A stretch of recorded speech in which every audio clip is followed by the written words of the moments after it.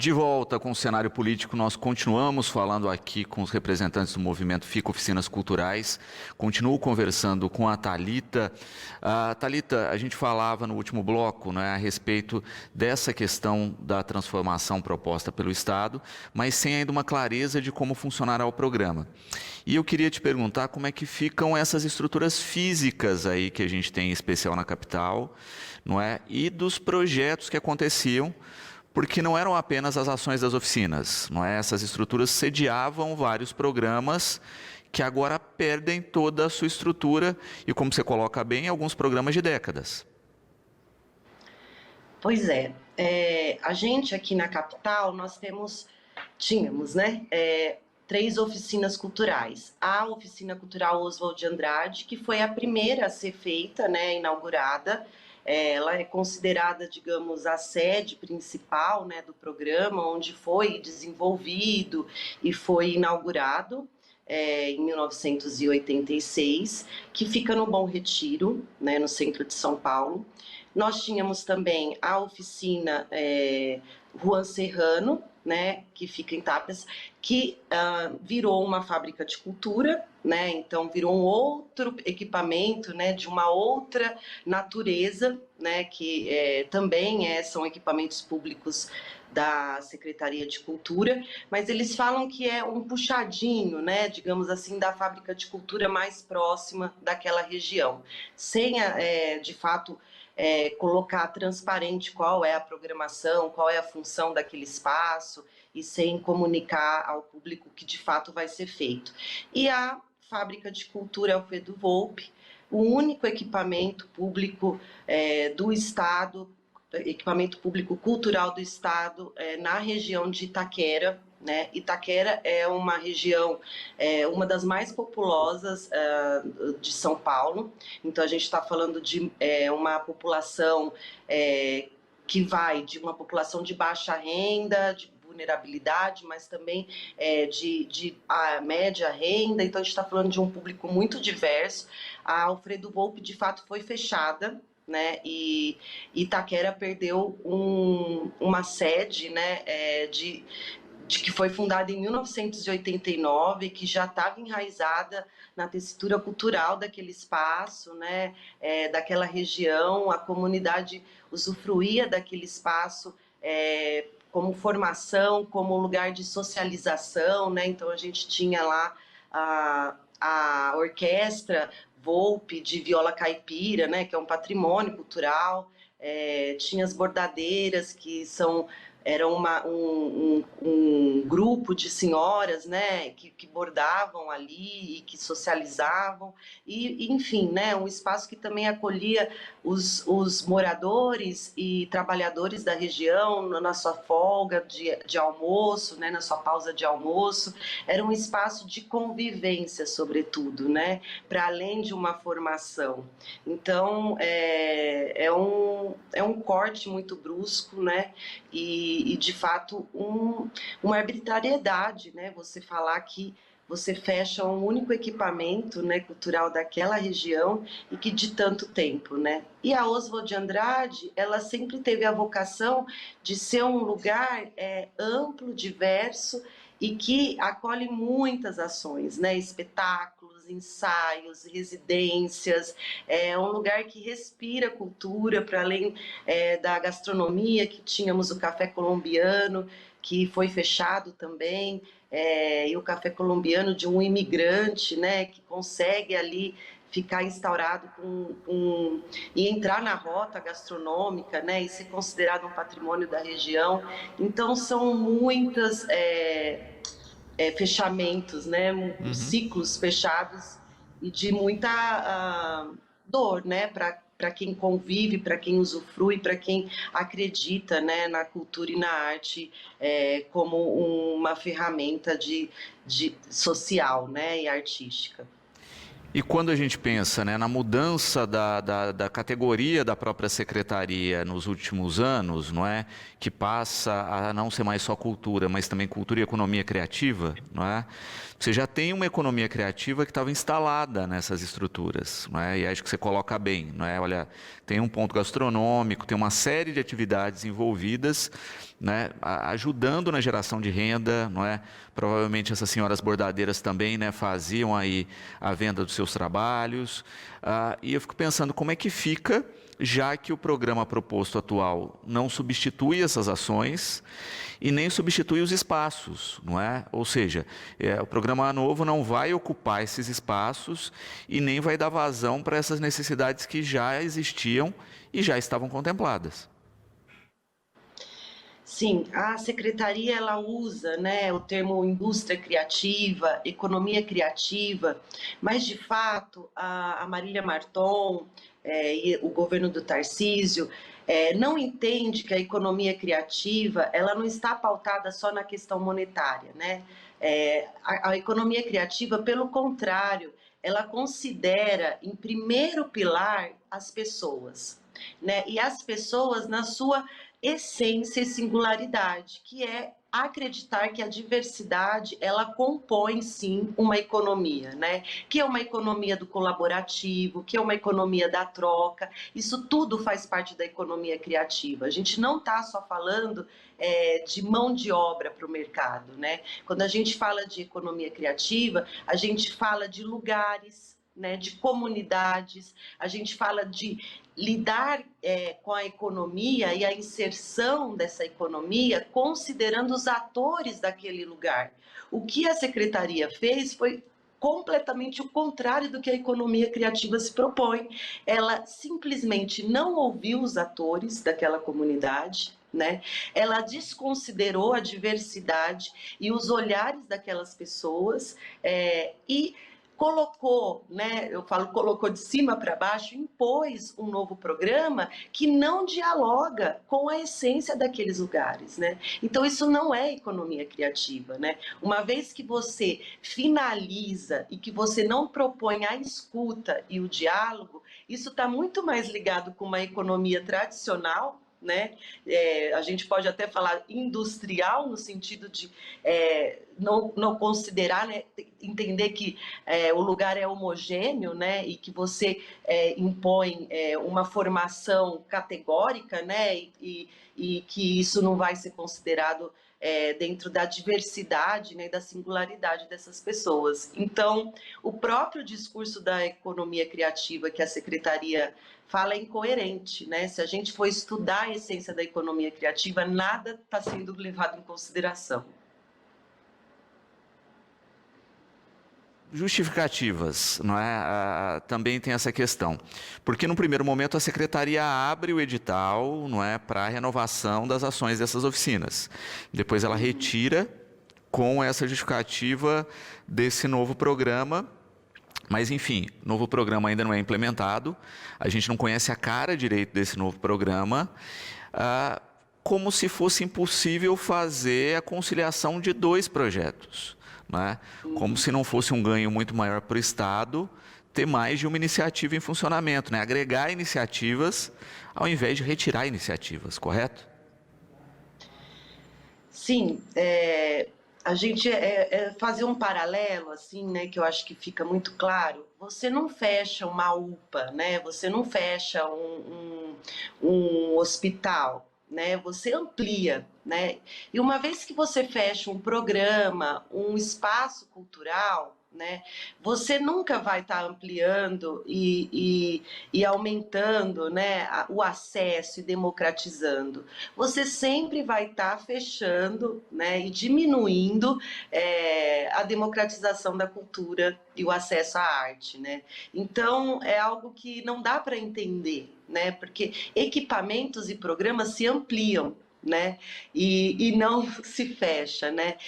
Isso também tem a ver com a economia criativa, porque eu lembro que quando eu falei com a dona Edna, uma senhora que frequenta há 20 anos a oficina Alfredo Volpi, né? E ela, muito sentida, que ela é uma das bordadeiras que eu citei, ela fala assim: olha, eles estão propondo formação técnica, né? Eu já sou uma senhora, eu não quero fazer uma formação técnica, eu já sou aposentada.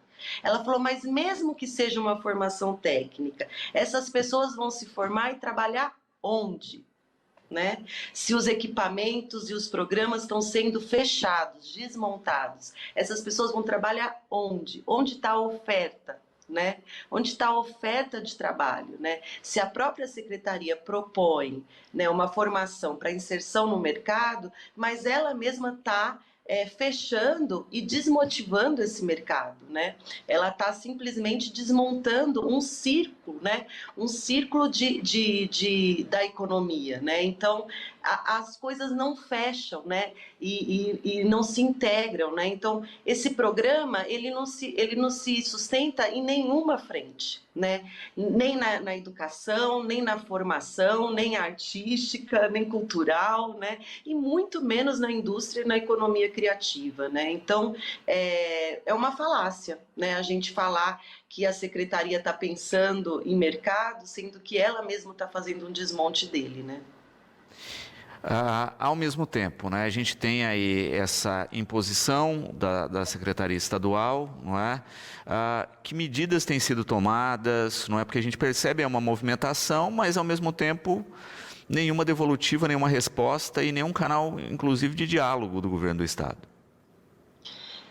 Isso é algo surpreendente no sentido ruim da palavra, porque nós estamos falando de uma servidora pública, né, que é a Marília Marton, nossa secretária de Cultura, e que não serve ao público. Né? Ela não abre o diálogo. Nós tivemos 2 audiências públicas, uma chamada pela Lespe, pelo deputado Carlos Janazzi. Ela foi convidada, ela não apareceu e não mandou nenhum representante, né? Nós tivemos recentemente agora o seminário proposto pela deputada federal Juliana Cardoso, vindo de um requerimento aprovado pela Comissão de Cultura e Educação em Brasília.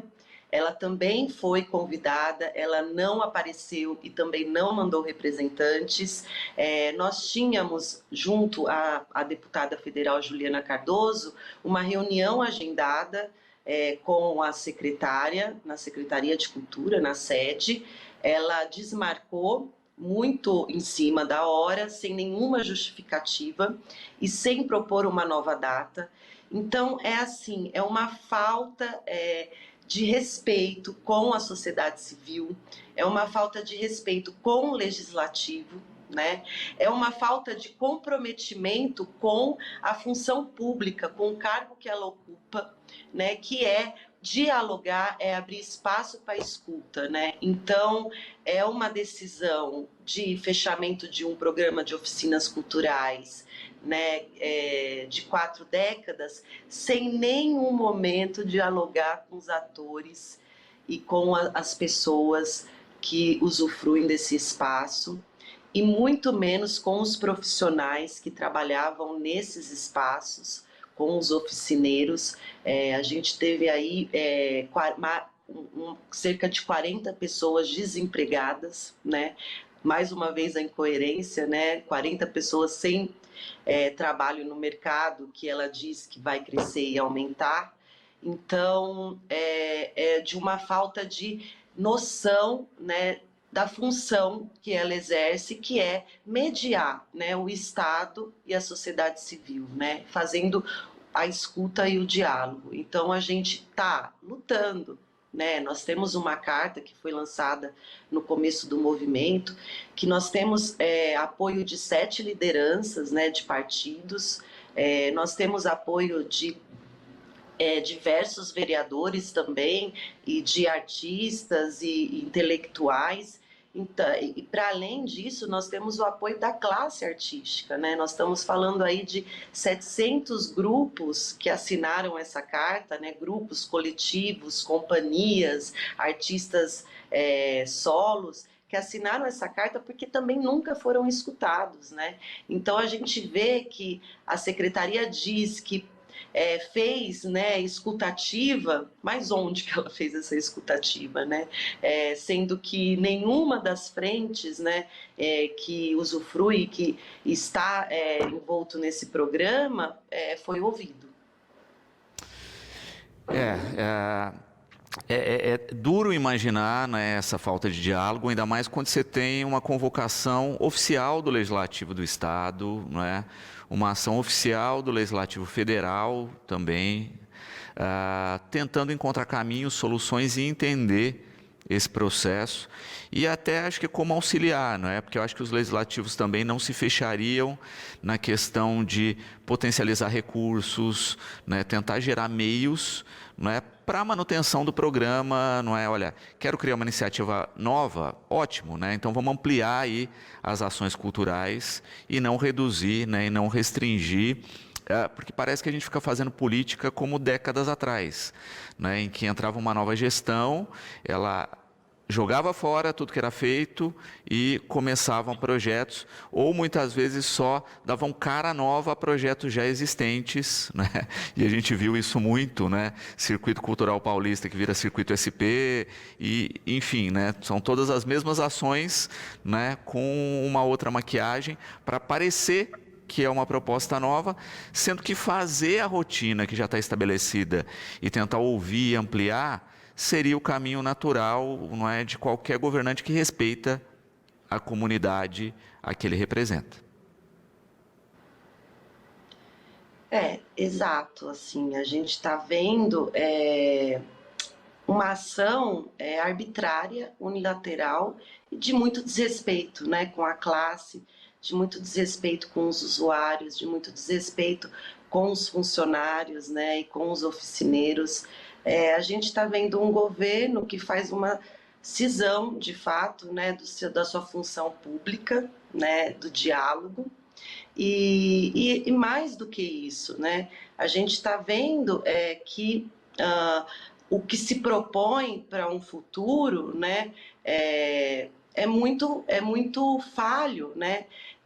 Porque se a nova proposta ela tivesse pilares, né, que fundamentassem, né, mas a secretaria nunca nem expôs qual é essa nova proposta, né? Então ela fala de um programa que está no ar, é utópico, né? A gente não sabe como que vai se comportar no interior, né? Como é que vai pensar a formação técnica no interior, com que espaço, com que profissionais, né? Então nada disso está claro, né? Isso, para além de não estar claro por que fecharam as oficinas, também não está claro o novo programa que a secretaria propõe, né? Então você vê que é arbitrariedade para todos os lados, né? E uma grande perda, né? O que se propõe, na verdade, é um fechamento de um ciclo, né, de 4 décadas, né, e de um apagamento, né, de um legado, de uma memória, de uma história, né? Nós estamos falando aí de patrimônios, né? A gente está falando de patrimônios imateriais, né? E que isso eu não tenho palavras para dimensionar a importância disso na tessitura do Estado de São Paulo. Eu acho que é uma questão, como você colocou bem, de décadas de construção, não é? E que em um curto espaço de tempo, né, está sendo destruído e que não vai ser reposto, não é, com a mesma propriedade em um curto espaço de tempo, né? Ou seja, para se desfazer um trabalho desse que levou tanto tempo, tanto esforço, não é? A gente acaba vendo a desconstrução de maneira extremamente ágil. Thalita, Rafael, Ana Cristina, Luiz Paulo, Rogério e Natan, todos com a mesma questão, não é? Como é que as pessoas podem ajudar? Né? Existem canais, redes sociais que as pessoas podem seguir, não é? Se manifestar aí e auxiliar a fazer coro para tentar evitar essa ação? Claro, nós temos o Instagram, @fica Oficinas Culturais, e lá o público, né, os usuários dessa rede social podem ter acesso à nossa carta, manifesto, né, com as assinaturas, dessas representatividades que eu citei, e podem também acompanhar as próximas ações, né? Todas as ações de diálogo foram tentadas, né? A gente tentou via audiência, a gente tentou via solicitação de reunião. Então, agora a gente passa por um passo que é a judicialização, né? A gente precisa entender até onde o diálogo ele pode ser solicitado e negado, né? E como que a gente, enquanto movimento, coloca estratégias agora para, de fato, chegar no cerne do problema e fazer com que o Estado olhe para isso, nem que seja pela forma judicial. Natália, a gente vê aí, né, a participação da Thalita, não é, e toda essa luta na capital, em que a gente tem estruturas físicas, mas a gente tem que falar também do impacto do volume de oficineiros que circulavam por todo o estado e que agora, com a interrupção do programa, não conseguem mais levar essa quantidade gigantesca de atividades para as cidades, em especial aquelas que muitas vezes não têm nem programa cultural efetivo do município. Exatamente, inclusive é o meu caso, né? Fui oficineira do programa desde 2018, passei por muitas cidades do estado, inclusive esse ano fiz as minhas 5 últimas oficinas, né? E é importante a gente olhar para o interior e pensar exatamente nesse ponto, que a gente tem cidades que não têm, às vezes, Secretaria de Cultura, né? Mesmo que seja junto com uma outra secretaria, tem municípios que não tem uma estrutura de um sistema municipal de cultura funcionando. E, para além disso, a gente pensa na questão específica da formação, né? Que se você não tem minimamente um equipamento cultural funcionando, as formações também são muito precárias. Então, tem municípios que eu passei que me falavam assim, as únicas formações que a gente tem, ou é Projeto Guri, que é um outro projeto que é do Estado, ele não é municipal, ou oficinas culturais, que vêm 2, 3 oficinas por ano, né?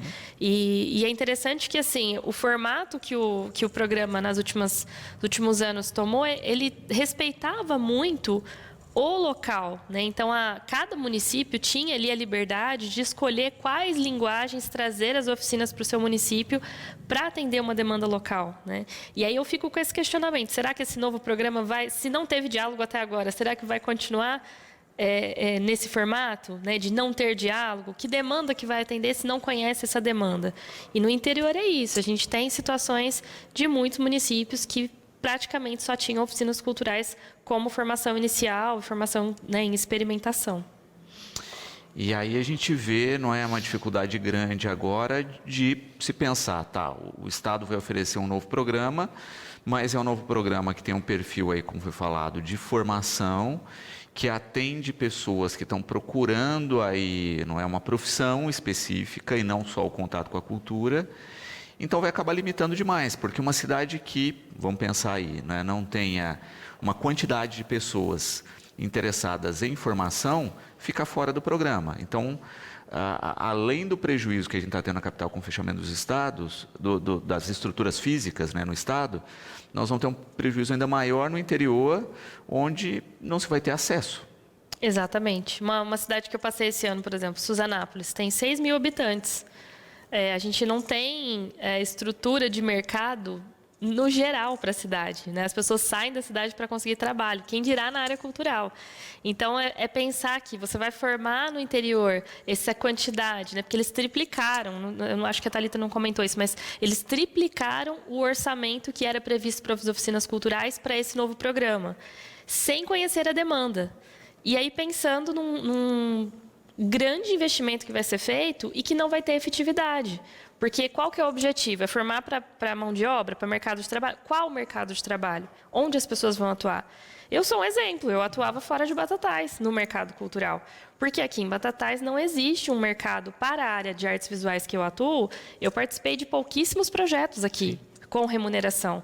Então, a minha remuneração vinha justamente desse programa, né? Precisei buscar isso fora. A gente espera que o cenário dos municípios, com esse fortalecimento do MINC agora, né? Com essa retomada do Ministério da Cultura, com essa pressão que tem para que os municípios e estados criem os sistemas locais, né, de cultura, a gente espera que as formações, que todo esse cenário, especialmente da parte de educacional, que ele se amplie. Mas a realidade que a gente tem que trabalhar hoje no interior não tem espaço para essas pessoas trabalharem. E também, de novo, o paradoxo, né, que eu não consigo entender. Se triplicou o valor para a implementação do programa novo, então por que não manter as oficinas e pegar essa parte excedente que foi colocada e aí sim tentar realizar o projeto novo, não é? Se existe recurso, né, possível para conciliar os dois programas, por que não conciliar? E aí tem dois aspectos, né? Primeiro que o recurso a gente não sabe como eles vão fazer, porque ele não estava previsto no orçamento do ano passado. Ela triplicou o valor, mas isso não estava previsto no orçamento. Só estava o das oficinas. Só o das oficinas, né? Esse aumento que teve não estava previsto. Então já é um ponto para a gente até judicialmente questionar. E o outro ponto é justamente que a gente percebe que é uma questão meramente política, né? Não é, de fato, uma preocupação com política pública, mas uma questão política de entender que, não, vamos dar, né, como você comenta lá, vamos dar uma nova cara, vamos fazer um novo programa, porque a gente não quer nada que foi da gestão anterior. Parece que é isso, que é birra política para falar que fez algo diferente. Mas que, usando, né, o bom senso, pelo menos, não vou nem falar de boa gestão, vou falar de bom senso. Bom senso seria, não vamos mexer no time que está ganhando, deixa quieto como está, e a gente cria um novo programa maior para gerar mais impacto, para ter mais mídia, para gerar votos, né, que é o que eles sempre querem. Então, poderia sim ter usado essa estratégia que fosse, né, com esse jogo aí de pensar num programa mais robusto com a cara deles, mas não mexer no time que está ganhando, né? Então, não foi efetivo, não foi eficiente e não vai ser eficaz também. Natália, falando um pouquinho mais, não é, da questão específica do projeto, nós tivemos há pouco tempo conferências de cultura, né, nos municípios e também no Estado. E o Estado, de certa forma, alega que esse novo projeto é uma demanda advinda das conferências. De fato, não é? Isso é meta da conferência, saiu enquanto meta, e mais do que isso, a meta também previa o fechamento das oficinas? Não, é uma falácia isso, né? Usar a conferência como justificativa, isso não é pesquisa diagnóstica. Se a pessoa tiver o mínimo de conhecimento ali de funcionamento de uma política pública, ela sabe que você não pode usar um dado de uma conferência que discute novas ideias, novas propostas e usar isso como avaliação de algo que está em andamento. Isso, de fato, não confere. Eles poderiam ter usado como dado, inclusive, os relatórios do programa Oficinas Culturais, porque como é prestado um serviço por uma OS, eles são obrigados a fazer relatórios anuais. Enfim, esses dados existem, né? O impacto real das oficinas culturais existe. O que não existe, que a gente tem questionado, é justamente o tamanho dessa demanda. Porque tudo bem ter surgido na conferência, embora essa conferência foi um fiasco, né? Muitas pessoas não conseguiram participar, inclusive Batatais, nosso representante, não conseguiu participar, teve problema com a conferência online, caiu, não voltou, né? Parece que fechou a conferência na cara de todo mundo lá. Muitos municípios não conseguiram presencialmente ir, então a gente também tem esse dado aí de que a conferência, de fato, não atingiu o interior como deveria. E o segundo ponto é que essa meta, ela aparece como formação, mas é formal e não formal. Em nenhum momento é especificado que queremos somente formação técnica. Isso não existe nos dados da conferência. E aí o segundo ponto é: qual é o tamanho dessa demanda? Porque quando a gente fala que a secretaria triplica o valor, entende-se que ela sabe que existe uma demanda de tal tamanho. Mas isso não aconteceu, né? Então, a gente não pode usar, porque não é um instrumento de avaliação de um programa. Dentro das políticas públicas, a gente não usa uma conferência com eixos específicos, com discussões específicas para avaliar algo. E segundo, que a gente tem esse problema da secretaria não ter feito nenhuma pesquisa e não saber qual é o tamanho da demanda que ela vai lidar. Ela vai abrir X vagas, ela sabe se essas vagas serão suficientes, se serão muito maior do que a demanda? Não sabe, né? Então, isso é gravíssimo pensando na efetividade do novo programa. E quando a gente pensa em área cultural, que tem uma vastidão de segmentos, não é? Até na questão específica da demanda nesse sentido, não é? Quais são as qualificações que serão apresentadas, não é? Porque como você coloca, né? Se a gente vai só em artes visuais, você tem zilhões de desdobramentos, não é? Se você vai pegar a circense, também um ramo gigante de formação. Então, né, o que vai ser oferecido, como e de que forma? Isso também preocupa, porque serão recortes muito específicos para uma secretaria que não abriu o diálogo e que não fez um levantamento de demanda. Qual que é a chance deles acertarem? Qual que é a chance deles, de fato, oferecerem vagas para as áreas que têm maior demanda, né? Então, se você não conhece o tamanho da demanda, como que você faz isso?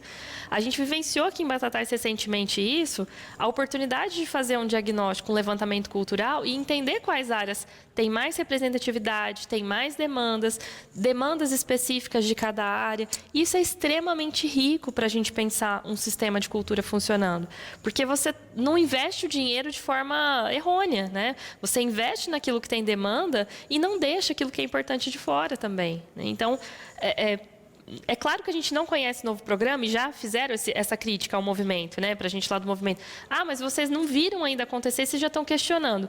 Mas é exatamente pela nossa experiência em cultura e em políticas públicas que a gente sabe. Se você não conhece a demanda, não vai ser efetivo. Não tem mágica que faça isso acontecer. Natália, no bloco passado estávamos falando a respeito, não é, dessa demanda aí, que o Estado, né, quer atender, mas que não foi pesquisada. E você me falava no intervalo do que eles listaram, né, como possíveis cursos, né? Vamos falar aí um pouquinho disso. Lembrando que não são, né, que pela proposta deles são cursos de formação, ou seja, tem uma carga horária muito maior, né, e a pessoa terá que ter disponibilidade. E fala se isso é online, se é presencial, não tem... Não fala, eles só colocam aqui que as formações eles terão carga horária de 16 até 128 horas, então, né, pensando aí, 128 horas é uma carga horária bem extensa. As categorias artes cênicas, artes visuais, audiovisual, produção de conteúdo. Isso aqui é gravíssimo porque eles tiram literatura e colocam produção de conteúdo no lugar. Isso, para quem é da literatura, a gente sabe que é um problemão, né? Música, museus e espaços culturais, atividade artesanal, games e tecnologia em artes, moda, patrimônio, gastronomia tradicional brasileira. E aqui eles falam, né, que para este ano, já no segundo semestre, a partir de agosto, terão 100 turmas de 20 diferentes cursos. E aí, se a gente fizer uma conta rapidinha aqui, a gente sabe que o interior provavelmente vai ficar de fora, porque só essa demanda aqui atende a capital, mas não vai dar conta de atender o interior, né? O ano passado, por exemplo, se eu não me engano, foram 156 municípios atendidos. Se contar todas as formações, teve quase 300 formações só no interior, sem contar a capital. Então, a conta aqui já não vai bater, né? Uhum. E quando se fala em qualificação, a duração máxima 128 horas, né, em formação. Por exemplo, quando a gente pensa aí no caso de artes cênicas, você precisa ter cerca do dobro disso para conseguir um registro profissional, para ter o DRT. Ou seja, também não está atendendo aí o perfil legal, né? Então, você continua não qualificando para um registro profissional. E aí, agora, quando as informações começarem a aparecer, a gente vai achar muito mais falhas, com certeza, né? Essa é uma coisa que eu não tinha me atentado. Como eu não sou da área de artes cênicas, eu não tinha me atentado a essa questão. E, de fato, né, nem o propósito aqui se cumpre, não vai cumprir. Então, é mais grave ainda. Você teve em São Paulo, numa das audiências, não é, debatendo sobre, em que a secretaria também não manda representantes, não é? Então, eu fico imaginando, né, como fica os próprios representantes da Assembleia, né, do Estado, os deputados, com uma questão de, olha, tá, nós estamos aqui para ouvir, para coletar informações, para buscar caminhos, e quem deveria ser o principal fornecedor dessas informações não participa. Exatamente. Eu estive lá no dia 3 de maio, lá em São Paulo, para o seminário. Fui representar o interior, né, trazer toda essa questão do impacto no interior e também da minha vivência enquanto oficineira, né, que acabei tendo a oportunidade nesses últimos anos de conhecer a realidade de vários municípios aqui do interior. E não apareceu, não mandou ninguém, e fica muito evidente para a gente que é uma questão mesmo política, porque as principais lideranças que nos apoiam não são partidos de apoio da base do governo estadual, né? Isso mostra que existe mesmo essa barreira de querer conversar, especialmente pensando no caso do legislativo, né, dos deputados, e não querer dialogar, especialmente por conta de partido, né? O que é muito ruim, porque a gente vê no cenário nacional nos últimos anos essa coisa da oposição sendo vista como uma rixa, como algo destrutivo, né? E quando a gente fala de algo que vem em oposição pela ciência política, é algo extremamente produtivo, porque é justamente quem te critica é que vai te mostrar algo que você não consegue ver, é que vai te mostrar um caminho novo, né? Então, eu falo por mim, assim, eu não tenho partido político, mas muitas vezes eu sou julgada como oposição por me posicionar de forma crítica. E não é isso, né? Eu acho que todo bom gestor deveria entender que a crítica, ela é um apoio. A pessoa que vem com uma crítica, apontando alguma coisa, ela está, na verdade, te ajudando a fazer melhor aquilo que está naquele momento nas suas mãos fazer, né? Então, seria muito inteligente da gestão Tarcísio, da Marília Marton, ouvir as pessoas, mesmo que eles não fossem dar atenção de fato e fazer aquilo que foi sugerido. Mas, pelo menos, para uma política de boa vizinhança, receber-nos, falar, dar ali as desculpas que eles quisessem dar, mas nem isso eles querem, né? Então, a gente entra num impacto muito grande, né? Pensando aí no governo federal, que vem abrindo um diálogo para a cultura, chega no estado de São Paulo, essas portas são fechadas bruscamente. Então, isso é um impacto muito grande para a gente que é ativista, que é militante da causa cultural. E sanando também na prática essas dúvidas, né? Olha, esses cursos serão online, serão presenciais, não é? Todas as atividades, no caso do online, cabem no online? Se for presencial, onde serão? Já que os espaços físicos das oficinas foram fechados, não é? Então, tem uma série de questões que não estão sendo respondidas e que a população tem o direito de saber. Exatamente. Essa falta de transparência, de conversa, lá em São Paulo está muito mais evidente. O interior a gente vai demorar um pouco para sentir. Eu falo porque a coisa já estava acontecendo. Eu já tinha, junto com a Thalita, com o Murilo, a gente já tinha começado essa questão do movimento Fica Oficinas Culturais, enquanto eu passava por alguns municípios ainda, no final da gestão da Poiesis. E os municípios não estavam nem sabendo do que estava acontecendo. Então, no interior, a gente vai demorar bastante tempo para sentir o impacto. Agora, lá em São Paulo, as pessoas têm, por exemplo, o ateliê de estilogravuras, que é super antigo, lá da Oswald. Eles não sabem o que vai acontecer, ninguém fala com eles, tem equipamentos caríssimos, eles não sabem para onde vão, né? Então, assim, é um desrespeito você não falar para a pessoa o que está acontecendo. Não tem problema querer mudar, mas mude com transparência, mude pelo menos comunicando às pessoas, olha, a partir de hoje aqui vai ter outra finalidade, tal grupo vai precisar ir para outro lugar. Eles não falam, né? E essa insegurança, essa incerteza, ela cria um clima extremamente negativo para a cultura. É desanimador, sabe?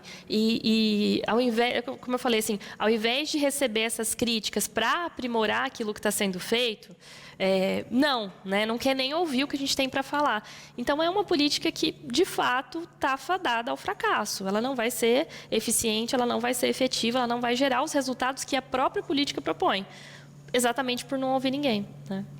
Natália, uma outra questão que chama atenção é a seguinte: as oficinas, né, quando a gente pensa no contexto histórico, não é, primeiro tinham esses territórios, os espaços específicos, depois começaram com a questão de circular, não é, com os oficineiros, parcerizando com as prefeituras e com outros espaços. No período da pandemia, ganhou um fôlego extra com a produção online, né, dos cursos em escala. Passado a pandemia, fica a produção online e volta a circulação, não é? Então você tinha as duas estruturas e um banco de conteúdo de oficinas gigantesco, né? De tudo isso que foi produzido, em especial no período da pandemia, e que estava lá à disposição, ou seja, o cidadão paulista poderia acessar a qualquer momento, de qualquer lugar, e ter acesso àquele conteúdo, né? Fazer a sua formação, a sua oficina de qualquer lugar, a qualquer hora. Isso não está mais disponível. Não, né? Foi até uma coisa que nos pegou de surpresa lá no próprio seminário, lá em São Paulo, quando a gente estava lá, soubemos, acho que no dia anterior, começamos a acessar e vimos que, acho que foi uma publicação que alguém tentou fazer e marcar o perfil do Instagram, Oficinas Culturais, e já não tinha mais. Aí vai numa rede e outra, então assim, o YouTube, que estava repleto, embora nem todas as formações eram gravadas, né? Eu mesmo fiz formações online que eram só ao vivo, mas algumas sim eram gravadas, estavam disponíveis, conteúdos riquíssimos, patrimônio cultural do Estado, especialmente para a gente pensar nessa época da pandemia e trazer disso algo positivo. Então, é uma memória, né, que resgatava ali um momento muito delicado para a classe cultural, e que foi apagado, né? Simplesmente apagado. Então, quando a Thalita traz a questão do apagamento, é isso, né? A gente vê de forma concreta já esse apagamento acontecendo sumiu tudo, né? Sumiu do ar, não tem mais canal do YouTube, não tem Instagram, não tem site.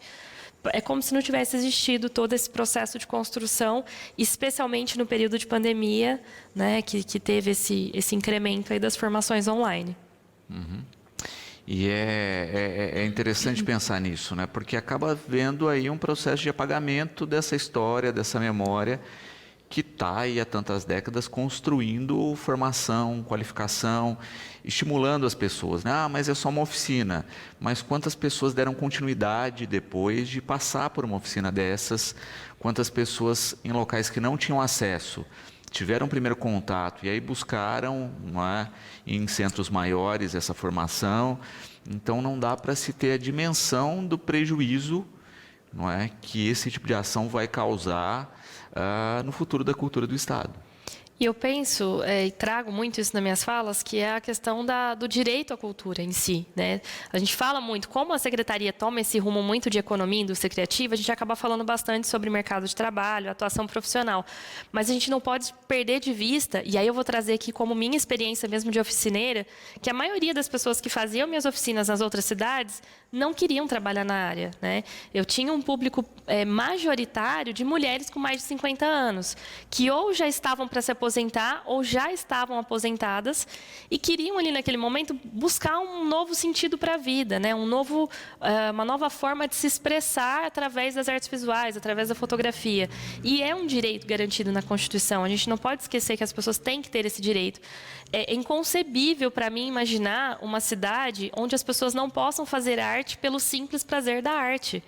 Eu que tenho filhos pequenos, agora eu já não vejo a hora deles estarem na idade mínima para fazer as formações culturais que são de iniciação. Eu não estou pensando no futuro deles. E eu falo porque eu passei por esse processo. Eu comecei, a minha primeira oficina foi com o professor Xavier, de escultura em argila. Eu tinha 6 anos de idade. Depois fui aluna da professora Renata, estudei piano por muitos anos. Eu não trabalho com essas áreas hoje, mas isso fez muita diferença na minha formação como ser humano.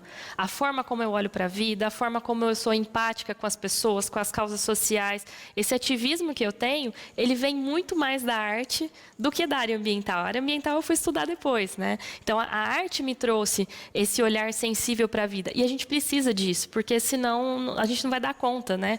Com tantas catástrofes, com tantas coisas difíceis que a gente tem que lidar, se não for a arte, para a gente ter esse respiro, essa forma livre de se expressar, onde a gente vai fazer isso? E é esse direito que a gente vai tirar enquanto a gente assiste esse fechamento das oficinas culturais. É esse direito a pensar a arte como um refúgio, como uma forma de expressão, um lugar de fala para essas pessoas que não vão estar no mercado de trabalho, né? Então, é muito grave, é muito intenso e eu fico extremamente preocupada com o reflexo disso na nossa sociedade. E, Natália, Cristina e Rafael com uma questão similar, né?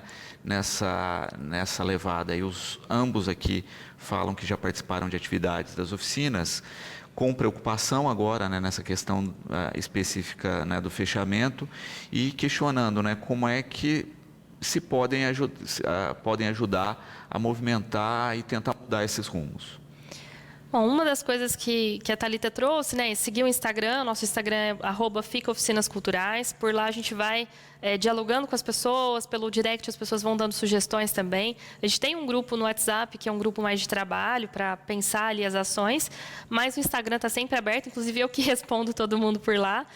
Então, fique à vontade para mandar mensagem. A gente tem um abaixo-assinado que não foi feito por nós do movimento. A gente não sabe quem criou, mas ele está lá em torno de 35 mil assinaturas. O link está na bio do Instagram, também pode entrar lá. E o principal é tentar mobilizar a força política, né? Porque como a gente entende hoje, né, depois desse seminário, dessa ausência da secretária ou de representante no seminário, depois de não nos atender na reunião, a gente entende, fica muito claro que a questão é política. Então, a gente vai precisar de força política para mudar esse cenário, para mostrar tudo isso que são dados técnicos, que são dados que qualquer pessoa, né, pode, entendendo ali o processo, perceber que vai realmente causar um impacto muito grande, mas a gente não tem diálogo. Então, a única forma que a gente vai conseguir chegar na secretaria é através do diálogo político. Então, quem tiver contatos com vereadores de Batatais, da região, da cidade de São Paulo, de qualquer cidade aqui do estado, gestores, né? Eu tenho um amigo, uma amiga que é secretário de cultura, ou diretor de cultura de outra cidade. Esses diálogos, aproximar essas pessoas, especialmente do interior, vai ser muito importante para nós. Então, todo mundo que tiver contato com vereador, gestor, deputado, prefeito, qualquer pessoa do interior especialmente, e puder fazer esse diálogo e trazer essa pauta, falar, olha, tem um movimento rolando, eles estão tentando salvar as oficinas culturais, como que você pode ajudar, né? Porque, de repente, um ofício que um prefeito, que um gestor manda para a secretaria, e aí outro município manda, e outro município manda, a gente começa a dar esse recado para a secretaria de, olha, nós não queremos o fechamento das oficinas culturais. Né? Então, a gente tem até um modelo de ofício que foi disponibilizado para alguns municípios no início, alguns enviaram. Então, essa força política que a gente precisa muito agora. Então, todos que quiserem colaborar, sigam o Instagram, façam esses contatos, comecem a dialogar lá com a gente, porque, infelizmente, agora o processo é político e judicialização. Infelizmente, o diálogo a gente não conseguiu, mas não desistimos da luta. Estamos aí ainda confiantes, né, de que, havendo tantos argumentos embasados, argumentos sólidos para o não fechamento, que a gente vai conseguir um bom resultado disso ainda. O trabalho está hoje interrompido das oficinas e da dúvida, né, do que será feito com os espaços, com os profissionais, enfim, com as ações desse legado, né, da cultura do Estado de São Paulo, que são as oficinas aí há décadas fazendo formação, introdução cultural para várias pessoas e em vários cantos que não têm estrutura cultural aqui no estado. Natália, eu acho que fica agora o recado, né, dessa articulação, né, das pessoas participarem como puderem, de continuarem cobrando, né, de usarem a hashtag lá Fica Oficinas Culturais nas suas redes sociais, de, né, nas conversas aí com os políticos locais ou das outras esferas que tiverem a possibilidade, trazer o tema e tentar fazer com que essa ação seja repensada. Isso, essa articulação política ela vai ser muito bem-vinda, né? Especialmente pensando aí numa diversidade de partidos. Se a gente conseguir vários olhares aí de diferentes partidos, vai ser muito rico para tentar convencer o Estado, né, de que isso é importante. E a gente tem também, para quem tem mais facilidade, os canais de ouvidoria da cultura do Estado, né? Que você pode entrar direto no sistema de ouvidoria e fazer uma reclamação e fazer ali um apontamento. Olha, eu participei de oficinas culturais, eu não quero que o programa feche, porque é uma demanda específica que atendia, eu não tenho interesse. As pessoas que não têm interesse nessa formação técnica, porque não querem trabalhar na área, só querem o direito a fazer a cultura, essas principalmente é que tem que se manifestar, né? Então, entrar em contato com a ouvidoria, entrar em contato com os políticos que conhecem, tudo isso ajuda. E, é claro, compartilhar os nossos conteúdos também, né? Porque o nosso Instagram ele teve um crescimento muito rápido e foi justamente por conta dessa ajuda que a gente teve das pessoas que já começaram a abraçar a causa, mandar vídeos de relato. Então, se alguém que participou de oficinas aqui do interior quiser mandar um relato, olha, eu fiz oficina, teve esse impacto na minha vida, o programa é importante por isso, isso é muito válido. Publique em colaboração com a gente lá, pode marcar o Fica Oficinas Culturais, que a gente vai aceitar, compartilhar esse conteúdo, né? Então, tem essa forma de articulação virtual, que é simples de fazer e que todo mundo pode ajudar, compartilhar conteúdo, mandar conteúdo para a gente. E tem essa articulação política, né, e de acesso aí à ouvidoria, fazer essas reclamações, que também vai ajudar demais o movimento. Maravilha. Natália, eu quero agradecer imensamente, deixar aqui para finalizar um recadinho da Dani, né, agradecendo todo o seu trabalho para a cultura local e estadual e toda a dedicação que tem feito tanta diferença, não é? E ela destaca em especial aqui o Conselho, o Plano Municipal de Cultura, entre outras ações. Espero realmente que a gente tenha cada vez mais fôlego, mais pessoas engajadas como você para fazer essa diferença e para fazer com que todas as esferas políticas entendam que cultura ela vem dar da população para os entes políticos e não o contrário. Fica sempre o espaço aqui à disposição. Agradeço, Luciano, a TV Educadora sempre atenta a essas questões tão importantes, né, de políticas públicas, e do bem-estar social. Então, agradeço muito o espaço e espero poder voltar com boas notícias em breve. Obrigada.